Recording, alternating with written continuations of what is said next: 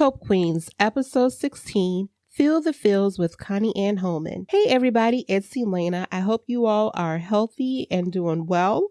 I know that since this quarantine started, I have had several different feelings and emotions that I somewhat felt were petty. For example, if I'm not as productive as I could have been in one day, then I feel somewhat guilty and I put a lot of pressure on myself, like all these things that I could have done that day. And so today I'm going to share with you all a discussion that I had with licensed therapist and life coach Connie and Holman. And Connie shares her perspective and some methods of how to feel what you feel without judging it. It's not good or bad, but taking the time to acknowledge that feeling and learning how to explore those emotions to get to the root of what the driving force is behind that feeling. So I hope you all enjoy the episode. And again, thank you all for joining us today.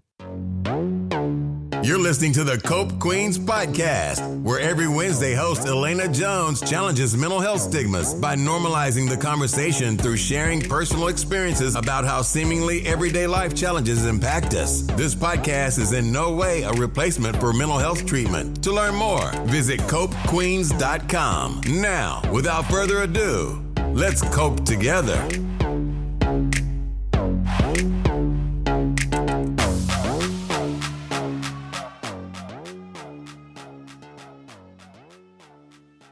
Hey everybody, it's Elena and welcome to the Cope Queens podcast. And today we are feeling the feels with Connie and Holman. And so I'm going to give Connie an opportunity to introduce herself and then we're going to just dive right on into our conversation. Hey Connie. Hey Elena. So happy to be here. So I'm Connie. I am a heart-centered coach. For a lot of people, they might be wondering what that is. And that just means that a lot of people talk about mindset and they talk about your thinking and your feeling. And that's all really important. But I believe that a lot of what we do, a lot of what drives our behavior actually happens in the heart. So there's a lot of things that we experience: disappointment, rejection, letdown, heartbreak, just different things that affect us. And then that in turn affects our thoughts and affects our thinking. So when I work with people, I want to get to the heart of the matter. Let's get in there. Let's go deep. Let's see what's happening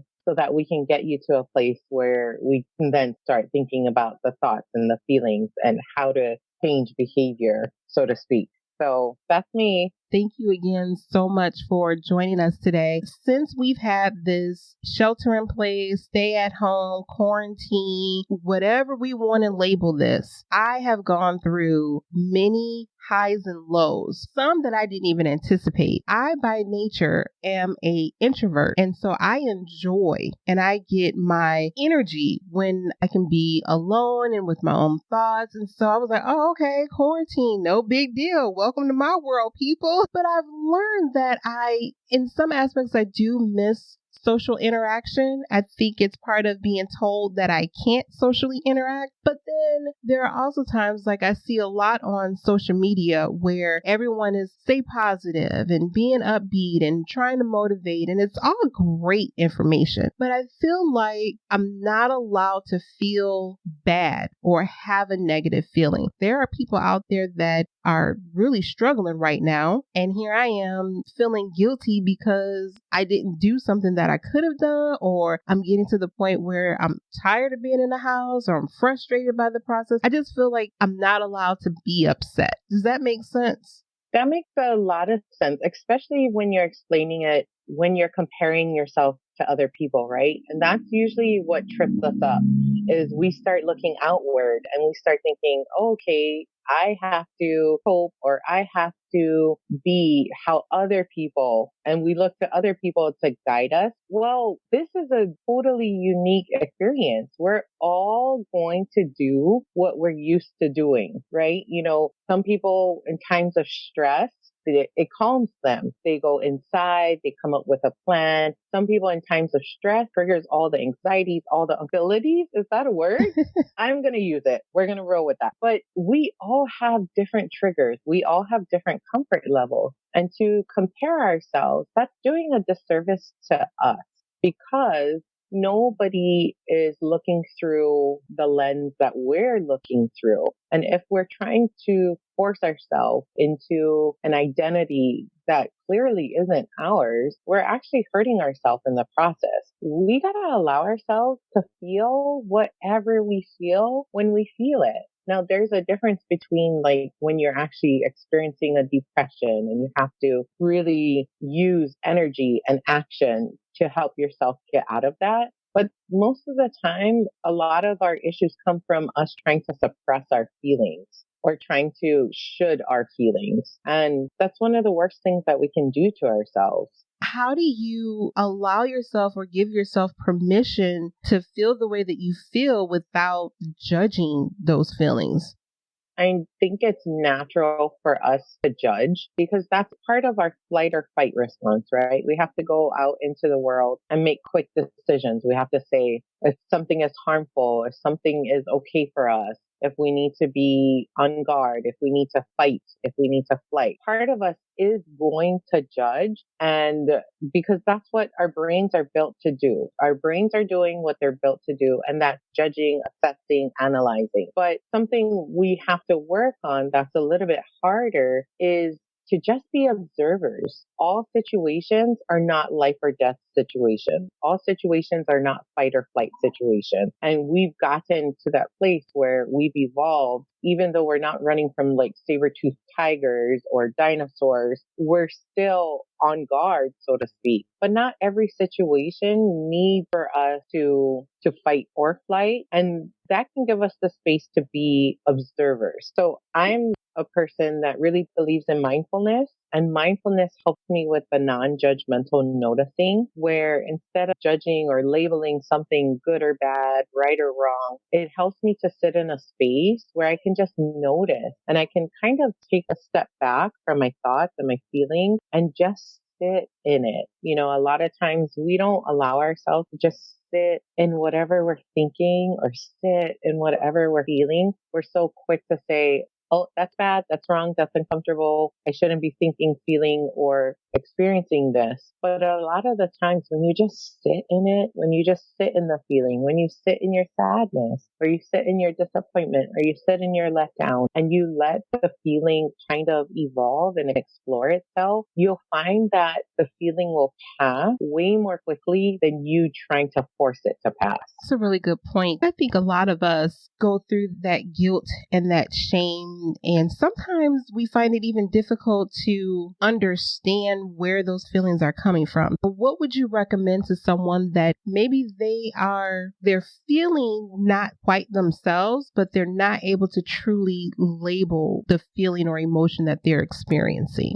I think one of the most important things is it's okay to not know. We like answers where we like to have things figured out. And there's times where we just feel janky. We can't trace the reason. It could be something that we heard last week. It could be something that we were talking to a loved one, a month ago. And all of a sudden we're experiencing these emotions that we're experiencing. Force is kind of like the worst thing. If you think about like manifestation and the law of attraction and all that, when you try to force something, it's never going to work because the energy is the different energy. So there's an energy that I like to tap into, and that's the energy of allowing. And so if we just allow ourselves the space, if we just allow ourselves the grace to experience whatever we're experiencing, even if we can't label it, even if we don't know, and give ourselves like the curiosity. If you were talking with a friend and they were sharing those things with you, like, oh, I just feel some sort of way, I don't know what's going on. If you really care about that person and you're holding space for that person, you would be really compassionate.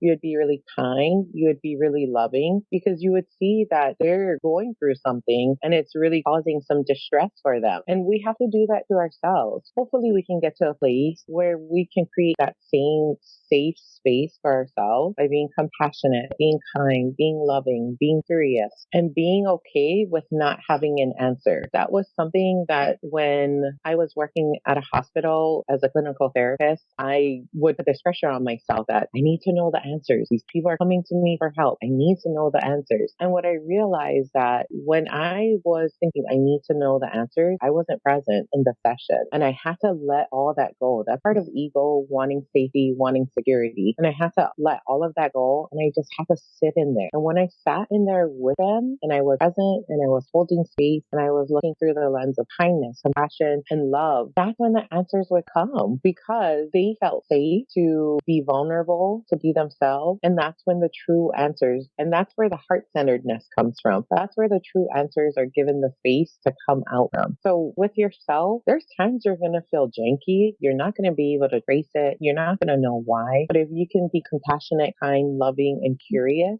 about what's going on, eventually it will unveil itself. And I truly have experienced that and I've seen that. Force is one of the worst things you can do to yourself, to other people. I feel like that was like a 1 hour long answer. But it had no, that was a lot of helpful information. And I thank you for that. One of the things that you mentioned that I want to just go back to, you mentioned wanting to know all of the answers. And I am definitely that person because part of my social anxiety is I don't want to be negatively perceived by others. When you put that type of pressure on yourself, it creates a lot of stress and additional anxiety. Like it's just more internal turmoil, feeling like you have to have the answers and you need to know everything. Even when I think about doing this podcast, I wanted to do a podcast for 2 years and I kept putting it off, not because I didn't want to put forth the work, but because I was like, I'm not knowledgeable enough. I don't know enough. So for someone out there who is looking to create something or do something, what advice would you give them if they're living in a world of doubt right now, a world of self-doubt? So first of all, doubt is to protect us. And anytime we're trying to level up, anytime we're trying to expand our identity, all of the things like our fears, right? They're meant to keep us safe, back to our flight or fight response. Everything is meant to keep us safe. It's to keep things known, to keep things secure because we've been hurt. We've experienced pain. We've got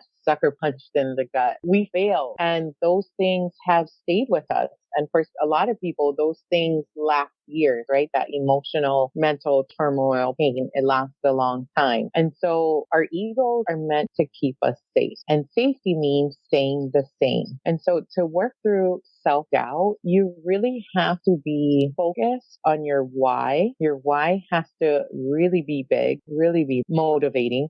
And your intention, because I truly believe that we all are given purposes and gifts that are bestowed on us. Part of our experience as human beings on this earth is to see those gifts and those purposes to fruition. We don't get to decide who's affected by our gifts. Our responsibility is for us to share them. Just like any other muscle, it takes time for us to get comfortable in different identities. So like, I'm going to use you as an example. You're a podcaster now. This is part of your identity. You put that message out every week. Your intention is to help, to support, to guide, to serve. And if you didn't put that message out there, there's a lot of people that would not be able to receive the benefits of you doing this. But imagine before 2 years ago, when you were first starting out, everything was scary. Everything was fearful. Everything was, I can't do that. I'm not a podcaster. Yeah, you weren't, but now you are because you've exercised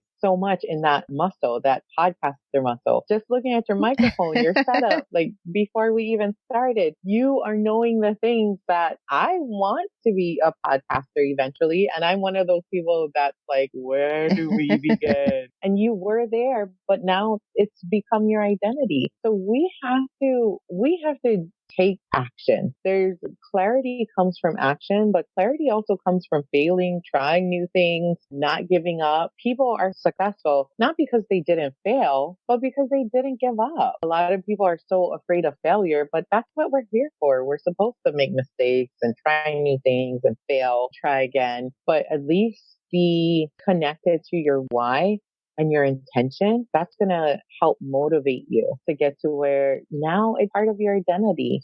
Another way to look at it is when you go for a job, when you're doing your resume and you go for the interview, there's all these nerves and there's this anxiety, anticipation. And then when you're 6 months into the job, you're like, I got this. All that anxiety, anticipation, all that doubt, it usually goes away because now that job has become part of your identity. When you were talking, it reminded me of when you were talking about being okay with failure and everyone fails. It reminded me of a conversation that I had with my daughter. I think my daughter's a phenomenal little artist, and I'm not just saying that because she's my kid. I wouldn't be able to do what she does. I'm just not on that level. I have some nieces and nephews who are also artists. I have one niece in particular who that's what she went to school for. That's what she does now, and she's amazing. I remember Kaya used to share her artwork like on Instagram, and one day she saw something that Madiam created, and she was like, I'm not as good as Madiam. Well, doesn't mean that you won't be. You could be just as good or better. And the thing is, you're looking at her final product. And I think a lot of us don't move forward and we give up if we do fail, or we're afraid to try because we look at someone's final product and we judge our first attempt off of that. We don't consider how many times they failed, how many times they had to scrap and go back to the drawing board. And we just say, oh, I'm never going to be as good as they are. But we don't know their full path and journey. And so I think it's important that we stop comparing our first attempt to someone's final product, because they don't share all the crap that they created before they publish that final product. I completely agree. We compare somebody's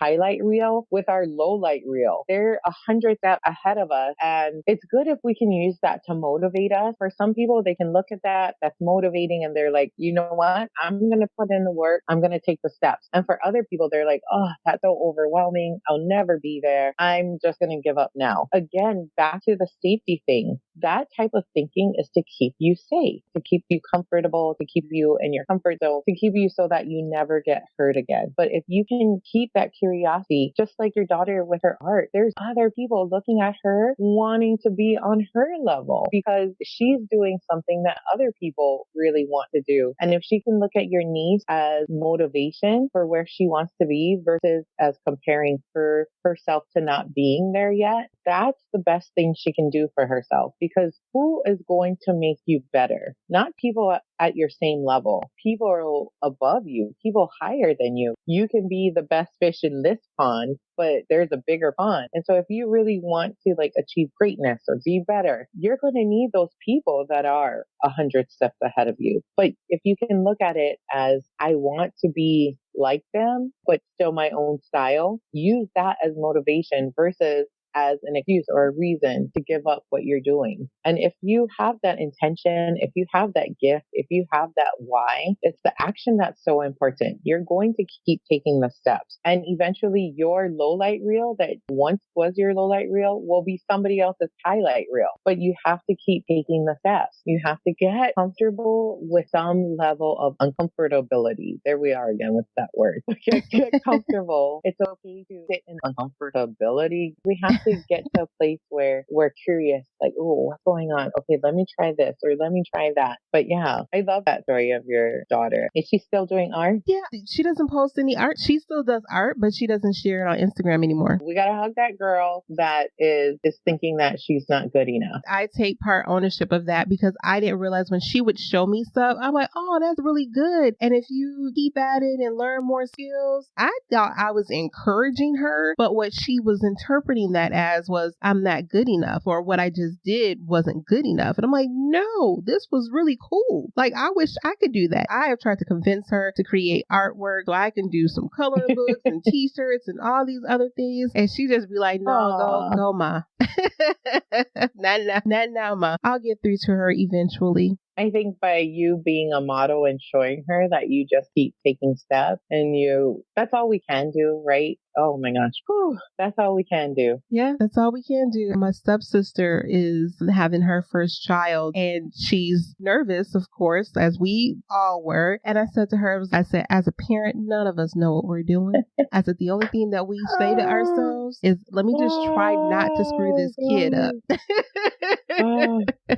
I said, if you go into I'm just going to do my best to not screw them up, you already ahead of the game. I was literally having this conversation with a friend, there's something that happens when you have a child and you are a mother. Like there's these inbuilt voices and guilt that start like as soon as you find out you're pregnant. And then when you have the child, the voices, they just magnify and they never really ever go away. And then talk about comparison. When you become a mother, that's the only thing you're doing. You're looking outside of yourself because that person looks like they have it all together. And you start this person only does organic. This person cooks all the home meals and it's never ending. And you know what? Our kids don't need all those other moms. That's why they were gifted to us. They just need us. I feel for them, for anybody becoming a parent, any mother becoming a parent, because gosh, if there's ever a time where you don't feel good enough, everything gets magnified, everything. Yes, that's when your inner self-critic goes on a rampage. Oh my God. I think as long as our children are healthy and happy, we're doing something right. Yeah. There is a lot of pressure to compare. And then you have all these people out here with no kids telling you what they would do if they were a parent. Yeah, okay. Once you become a parent, let's have that conversation. Oh my gosh. Yes. Once you become and it's funny because even when you are a parent, you're like, well, I would do this and I would do that. And then you get with your kid and your kid hasn't slept for like 2 days straight and you're like at your wit's end and you're like driving around the block for hours because that's the only way they seem to sleep. Like I had one of those. She didn't do it very often, but yeah, there were a couple of car trips that I remember having to take around the block. Definitely remember those days. I do not miss those days at all. I would not go back to those days. No, thank you. But you brought up something. It is that acceptance that is so important in psychology theory or modem, and it's called DBT, and they talk about radical acceptance. So can you have like radical acceptance that right now you are the best mom, right in this place, in this moment? And then the mindfulness present piece, there's so many times where you're not present with your child because you're thinking you should be like, for some reason, Sheila down the street came up to me in my head, but whoever you're comparing yourself to, if you just be present, that's really all your child needs. And your child of a certain age doesn't know that there's any other mom better than you are. Right. It's you. They have no clue. They don't know until you tell them. It's your guilt that they feed off of. But we do that with so many different aspects of our life. Yes, we do. And I think that was a key moment in my worldview, but not only my worldview, but how I viewed myself, was getting to that place of self-acceptance, which allowed me to then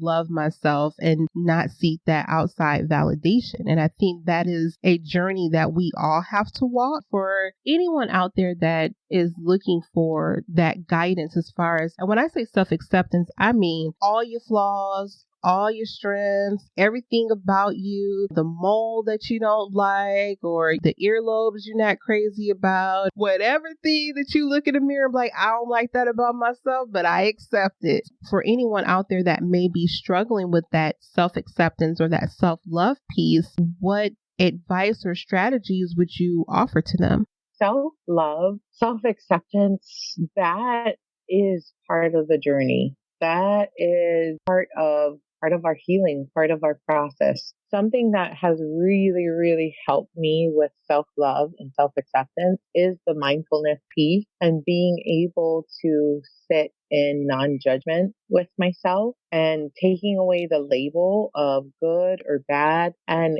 it's been awareness, insight, being able to tackle those negative self-thoughts while I'm having them, or those negative self-beliefs when I'm having them. It's about celebrating the things that I do love about myself. It's about wanting to like myself. Can I like things about myself? Can I celebrate and be happy with things?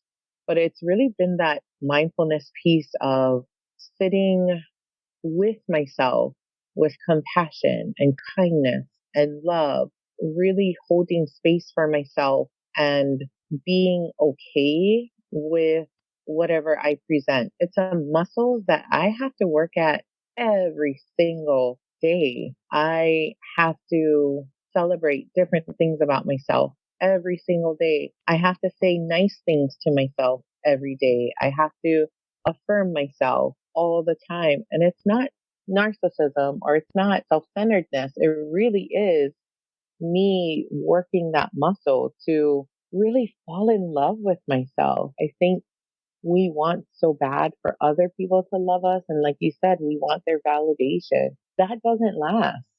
That becomes like a hamster wheel. We just keep chasing it. Or once we get it, then we find somebody else to want love, validation from. But when you can get to a place where you start loving, liking yourself, start with liking yourself. Then you start loving yourself, you start appreciating yourself, you start practicing gratitude for who you are, the lens that you see life through. That's where it starts. I always say, one day I want to be sitting under a bonsai tree, chanting Oms. Like that's when I finally made it. But what I'm learning is there's never going to be an end to this. I'm never not going to need to love myself. I'm never not going to need to be compassionate, kind, gentle, loving, curious with myself. It's part of the journey. And that's because I'm human. As long as I'm not a robot, as long as I'm still experiencing feelings and emotions and thoughts, I'm still going to be needing to love myself. Because there's things that's going to make me feel nervous. There's things that's going to make me feel awkward. There's things that's going to make me feel uncomfortable. There's always going to be somebody beautifuler, smarter, kinder, but I can still love myself. Loving myself doesn't mean that I have to hate on another woman. And that's a journey you learn through all of this. Loving myself doesn't mean going to appeal to everybody. So I would say that recognize that it's a journey. There's never going to be like an arrival phase. Beyonce doesn't show up as Beyonce every day. And anybody that watched her homecoming special, girl, everybody needs to go watch that homecoming special. But it shows you she prepared for months and months to be the Beyonce that we saw. And that's like self-love.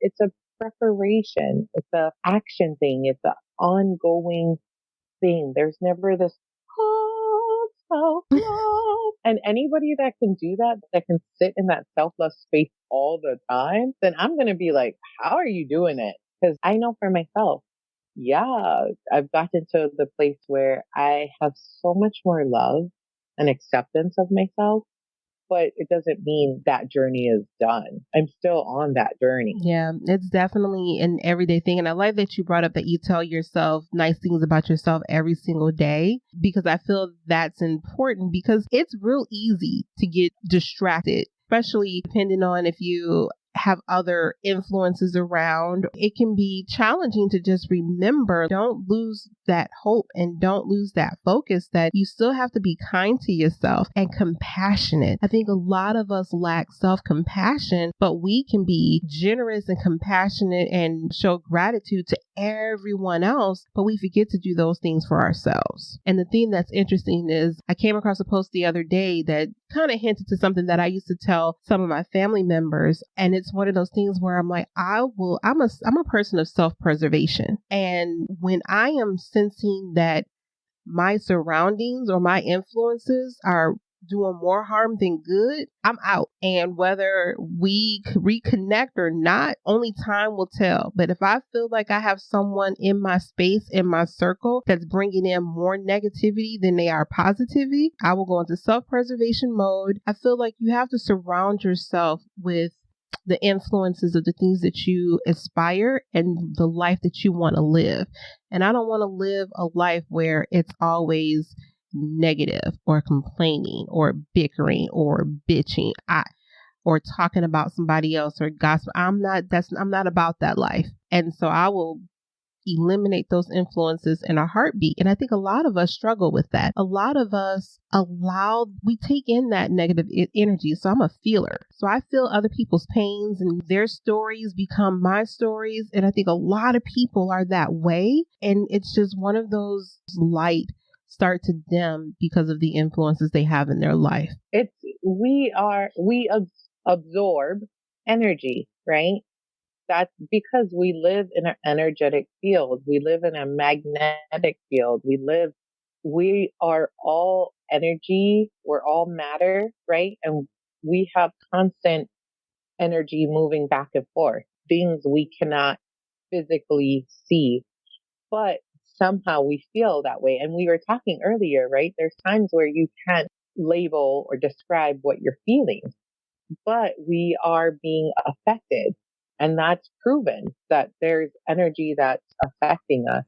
I used to think of it that way, right? I have to protect my energy, protect my energy. But I know for myself that was causing more fear, so to speak. And so what I've learned is there's certain practices I have to do for myself, not necessarily to protect my energy, but to refuel my energy.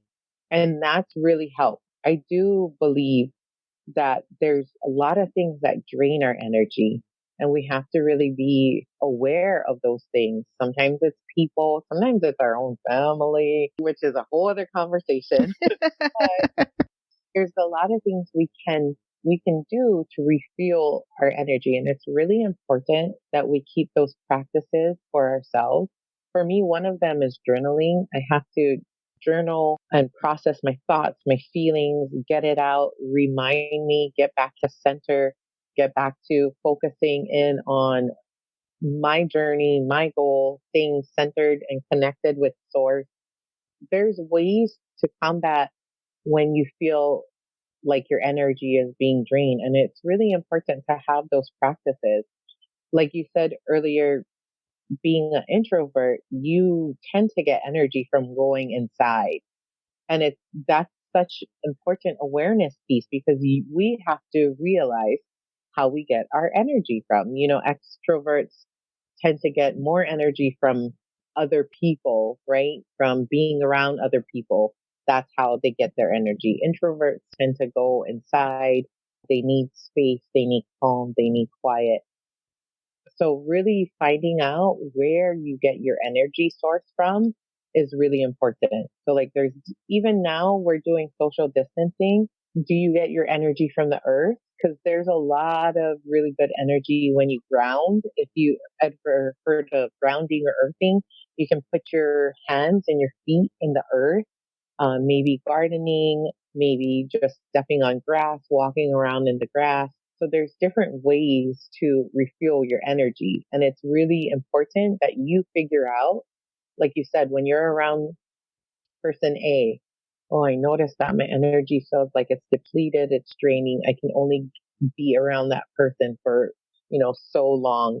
Okay, that's really good information. Oh, I noticed when I'm around person B, I feel excited. I feel upbeat. I feel energized. My ideas are just flowing. I want to talk to them forever. Okay, then maybe I need to connect with person B a little bit more. I need to text them or get on a call or maybe see if we can virtually hang out how it is now. But those are really important. Or other stuff like, oh, I notice when I do art, oh my gosh, I just get like in there and I feel good. I feel blissed out. But it's really important to find out where your energy comes from and to engage in those things, especially now when you're isolated or you're alone. You might not know it. You do need to refuel those energy reserves. I feel like you asked me one No, question. hey, we are getting some free coaching on this episode, and I'm appreciating every second of it.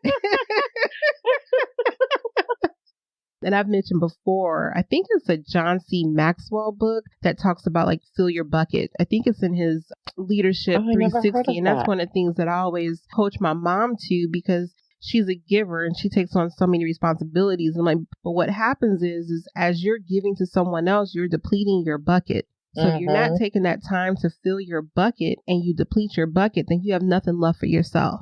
Yeah. As you're putting your energy out in the world to support and help others, that you're getting that back so that you can continue that. Otherwise, you're not going to be helpful to yourself or anyone else. I like to say I like to look at energy as currency. So like we all have a certain amount of energy and we can spend it however we want. It's just like any other budget.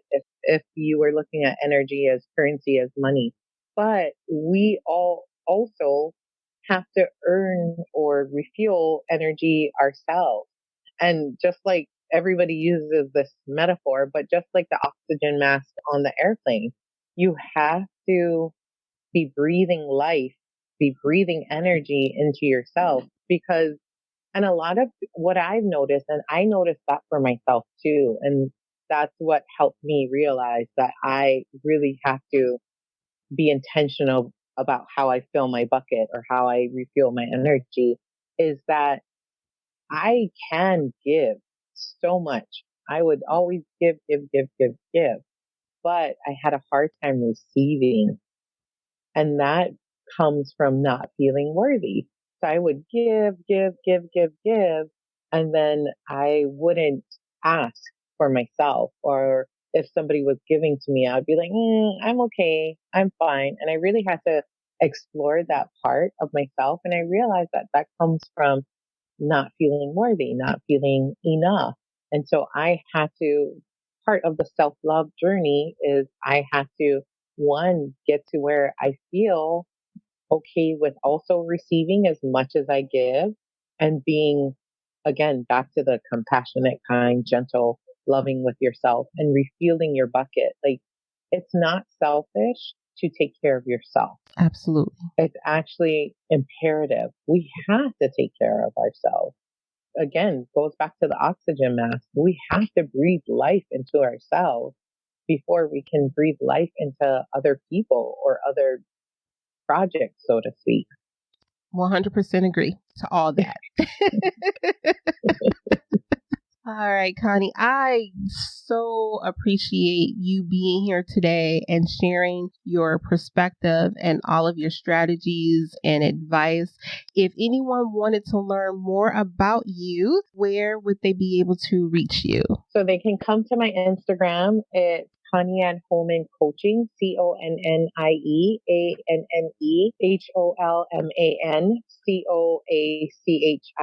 So it's all one thing. I put up daily quotes up there that I make up myself every single day, or just, ask you questions to dive deeper with your thoughts and your feelings. Or you can visit my website. It's ConnieAnneHolman.com. So www.ConnieAnneHolman.com.